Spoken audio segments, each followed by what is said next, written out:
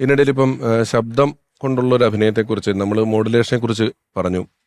ലളിത ചേച്ചി ആ ഒരു മേഖലയിലും വലിയ അത്ഭുതമാണ്. ഇപ്പം ആരവ് എന്ന് പറയുന്ന സിനിമയെ പറ്റി പറഞ്ഞുകൊണ്ട് പറയണം, എനിക്ക് തോന്നുന്നത് അതിന് തൊട്ടു പുറകെ തകര എന്ന് പറയുന്ന സിനിമ വരുന്ന സമയത്ത് അതിലെ അന്നത്തെ നായികയ്ക്ക് ഡബ് ചെയ്തത് ലളിത ചേച്ചിയാണ് അല്ലെ? അന്ന് കുറെ അന്വേഷിച്ചിട്ടുണ്ടെന്ന് തോന്നുന്നല്ലേ അതിനുവേണ്ടി വേറെ ശബ്ദങ്ങള്? അങ്ങനെ കേട്ടിട്ടുണ്ട്. പക്ഷെ എനിക്ക് തോന്നുന്നത് ഭരതേട്ടൻ ലളിത ചേച്ചിനെ ചെയ്താൽ മതി എന്ന് പറഞ്ഞു എന്ന് തോന്നുന്നത്. ആരവത്തിലെ ക്യാരക്ടറും ഇതേപോലെ തന്നെ വളരെ ഡിഫറെൻ്റ് ആയിട്ടുള്ളൊരു ക്യാരക്ടറാണ്. പ്രതാപോത്തൻ ചെയ്തൊരു ക്യാരക്ടറുണ്ട് കൊക്കരക്കോ എന്ന് പറഞ്ഞിട്ട്. കൊക്കരക്കോന്റെ പെയറായിട്ടാണ് ലളിത ചേച്ചി അഭിനയിച്ചതെന്നുള്ളതാണ്. ഒരു ഭയങ്കര ഗ്രാമീണ ഇതുള്ള അതാണ് ആരവം എന്ന് പറഞ്ഞ സിനിമ. അതിനുശേഷമാണ് തകരം. മുക്കുറ്റി തിരുതാളിയൊക്കെ അത് തന്നെ കൂടി മെയിൻ റോൾ അഭിനയിച്ച പടമാണ് അത്. അല്ല പറയണം. അപ്പൊ ആ കാലത്ത് തന്നെ ചേച്ചി വളരെ ഡിഫറെന്റ് ആയിട്ടുള്ള കഥാപാത്രങ്ങളെ അവതരിപ്പിച്ചിട്ടുണ്ട്, ഡബ് ചെയ്തിട്ടുണ്ട്. ഈ ശബ്ദത്തിന്റെ കാര്യം പറയുമ്പോൾ നമുക്ക് ചേച്ചിയെ കുറിച്ച് പറയാതിരിക്കാൻ പറ്റാത്തൊരു ഓർമ്മയുണ്ടല്ലോ, നമുക്ക് എല്ലാവർക്കും ഉണ്ടല്ലോ, മതിലുകൾ എന്ന് പറയുന്ന സിനിമ. നാരായണി. അപ്പോൾ ബഷീറിന്റെ മതിലുകൾ വായിച്ച് ഞങ്ങളൊക്കെ അത് വായിച്ചിട്ടുള്ള ആൾക്കാരാണ്. വായിച്ചിട്ടാണ് നമ്മൾ സിനിമ കാണാൻ പോകുന്നത്. അപ്പോൾ KPS ലളിത ഡബ് ചെയ്തു എന്ന് കേട്ടപ്പോൾ തന്നെ എനിക്ക് ആദ്യം ഒരു സംശയം ഉണ്ടായിരുന്നു. കാരണം ലളിത ചേച്ചിന് അപ്പുറത്ത് നമ്മുടെ മനസ്സിൽ വരികയല്ലേ, വിഷ്വൽ വരികയല്ലേ. അപ്പോൾ മതിലിന്റെ അപ്പുറത്ത് ലളിത ചേച്ചിനെ കാണുമ്പോൾ മുഖം കാണാത്ത ഒരു പെണ്ണ് എന്നുള്ള ഒരു സങ്കല്പമാണല്ലോ ബഷീർ എഴുതി വെച്ചിരിക്കുന്നത്. അതെ, ഈ പറഞ്ഞ മാതിരി മമ്മൂട്ടി അഭിനയിച്ച ബഷീർ. മതിലിനപ്പുറത്താണ് മറ്റൊരു ജയിൽ തടവ് പുള്ളി ഉള്ളത്, ഇപ്പുറത്താണ് മമ്മൂട്ടി ഉള്ളത്. അപ്പം ഇവര് തമ്മിൽ മുഖം കാണാതെയാണ് കഥയിലും സംസാരിച്ചിട്ടുള്ളത്. അത് ആ സിനിമയിൽ KPS ലളിത അഭിനയിച്ചിട്ടേ ഇല്ല, അവരെ മുഖം വരുന്നേ ഇല്ല. അങ്ങനെ തന്നെയാണ് വൈക്കം ബഷീറിന്റെ കഥയിലുള്ളത്. ആ കഥയിലും നാരായണിയുടെ മുഖം അറിയുന്നില്ല, ഈ ബഷീർ കാണുന്നില്ല, അറിയുന്നില്ല, സങ്കല്പിക്കുകയാണ്. അതിസുന്ദരിയായ ഒരു സ്ത്രീയെ സങ്കല്പിച്ചിട്ടാണ് ബഷീർ ആ കഥ എഴുതിയിട്ടുള്ളത്. സിനിമയിലേക്ക് വന്നപ്പോൾ അടൂർ സാർ എന്തുകൊണ്ട് KPS ലളിതയെ ഡബ് ചെയ്യിപ്പിച്ചു എന്നുള്ളത് സംശയം എനിക്ക് ആ സിനിമ കാണുമ്പോൾ ആദ്യം ഉണ്ടായിരുന്നു. പിന്നീട് അടൂർ സാറായിട്ട് അടുപ്പതിന് ശേഷം ഞാൻ സാറിനോട് ചോദിച്ചു. ഒരിക്കൽ ഞാൻ ചോദിച്ചിരുന്നു, സാർ എന്തുകൊണ്ടാണ് ലളിത ചേച്ചിനെ? അപ്പം ഞങ്ങളൊക്കെ ആ സിനിമ കണ്ടപ്പോൾ എനിക്ക് KPS ലളിതനെ അപ്പുറത്ത് കാണാം.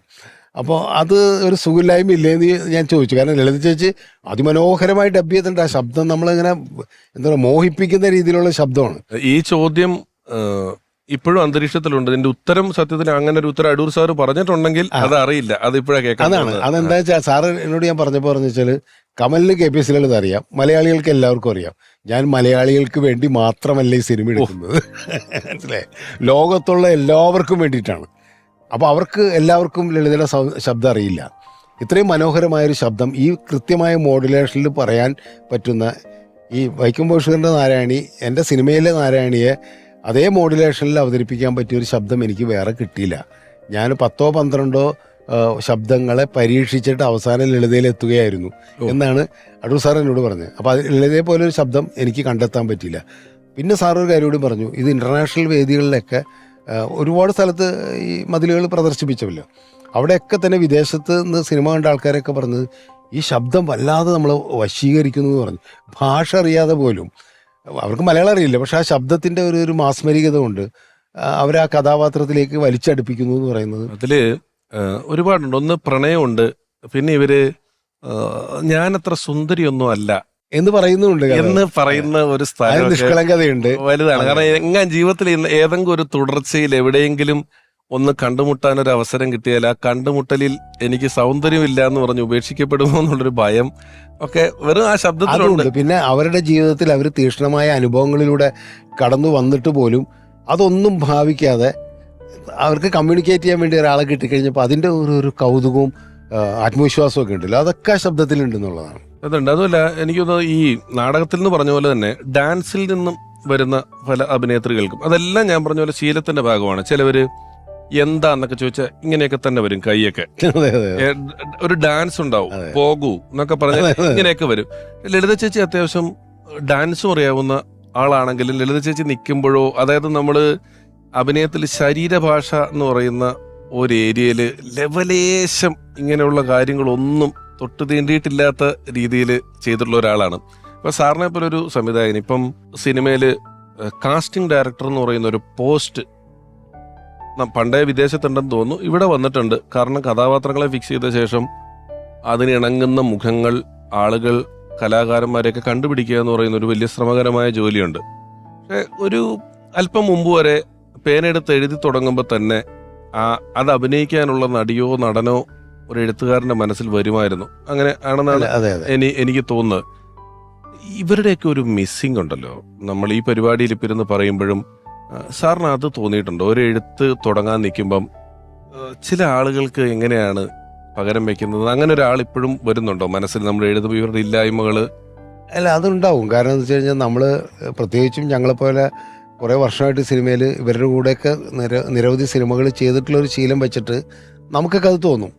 കാരണം ഈ കഥാപാത്രം ഇന്നയാൾ ചെയ്താൽ നന്നാകുമായിരുന്നു, അവരിപ്പില്ലല്ലോ, നമ്മളെ വിട്ടുപോയല്ലോ എന്നൊക്കെയുള്ളൊരു തോന്നൽ വരാറുണ്ട്.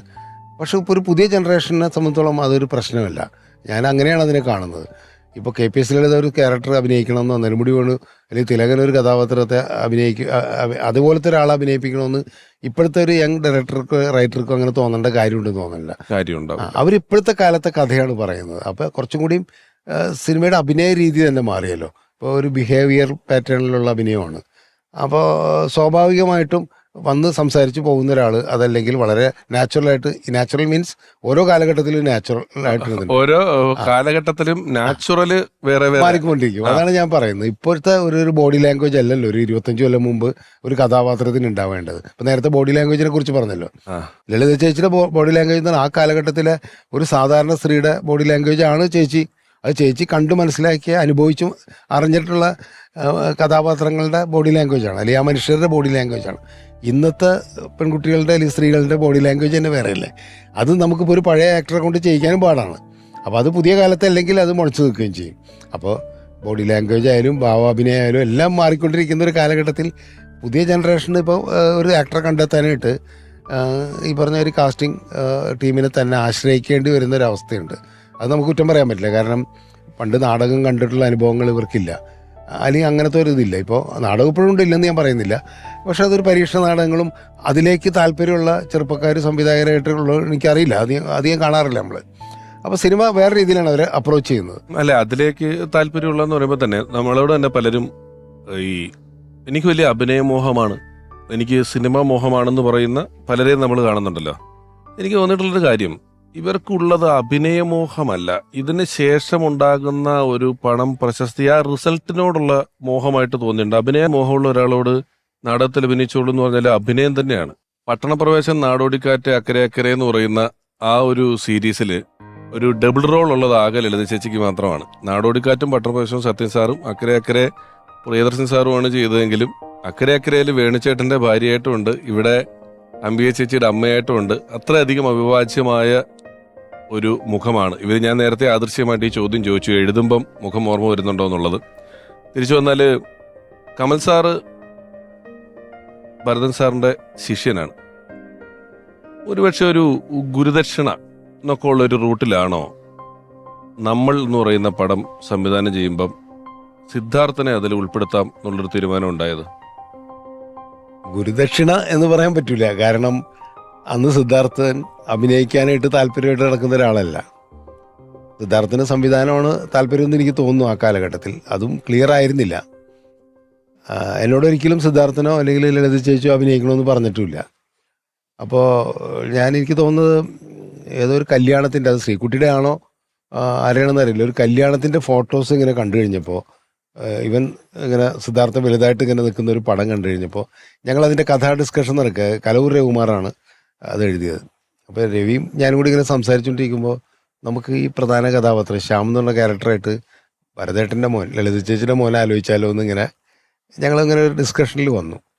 അപ്പോൾ എനിക്ക് തോന്നി അവൻ അഭിനയിക്കാൻ താല്പര്യമുണ്ടോ അറിയോ എന്നൊക്കെ തന്നെ ഉണ്ടല്ലോ. കാരണം താല്പര്യം ഉണ്ടെങ്കിലല്ലേ പറ്റുള്ളൂ. അപ്പം ഞാൻ പറഞ്ഞു, ഞാൻ എന്തായാലും ലളിത ചേച്ചിനെ ഒന്ന് വിളിച്ചു നോക്കട്ടെ എന്ന് പറഞ്ഞു. അങ്ങനെ ചേച്ചിനെ വിളിച്ചു. അപ്പോൾ ചേച്ചി ആദ്യം ചിരിച്ചു. അങ്ങനെയാണ്. ഞാൻ പറഞ്ഞു, ചേച്ചി സെൻട്രൽ ക്യാരക്ടറാണ്, അതിലെ മെയിൻ ഹീറോ ആയിട്ടാണ് അഭിനയിക്കേണ്ടത്. എടാ എന്നോട് ചോദിച്ചു, കമല അവൻ അഭിനയിക്കുമോ, അത്രയൊക്കെ വലിയ റോൾ അഭിനയിക്കുമോ, അവനെ പിടിച്ചാൽ കിട്ടുമോ എന്നൊക്കെയാണ് എൻ്റെ അടുത്ത് ലളിത ചേച്ചി അന്ന് ചോദിച്ചു. ഞാൻ പറഞ്ഞു, പിടിച്ചാൽ കിട്ടുന്ന കൊച്ചുകുട്ടിയൊന്നും അല്ലല്ലോ. അല്ല അങ്ങനെയല്ല, അവൻ ചിലപ്പോൾ 2 ദിവസം കഴിഞ്ഞിട്ട് എനിക്കിത് പറ്റില്ല എന്ന് പറഞ്ഞിട്ട് പോയാൽ ഞാൻ ഉത്തരവാദിയല്ല കേട്ടാന്ന് പറഞ്ഞു. എന്തായാലും ഒരു കാര്യം നേരിട്ടൊന്ന് വിളിച്ച് കമല എന്നെ സംസാരിച്ചോളൂ എന്ന് പറഞ്ഞു. ഞാൻ അവനെ സംസാരിച്ചു. അവന് താല്പര്യമുണ്ടെന്നുള്ള അപ്പോഴാണ് മനസ്സിലാവുന്നത്. അപ്പോൾ ഞാൻ വന്ന് കാണാമെന്ന് പറഞ്ഞിട്ട് നേരെ തൃശ്ശൂർ, ഞാനും ഡേവിഡ് കാച്ചപ്പള്ളിയാണ് അതിൻ്റെ പ്രൊഡ്യൂസർ.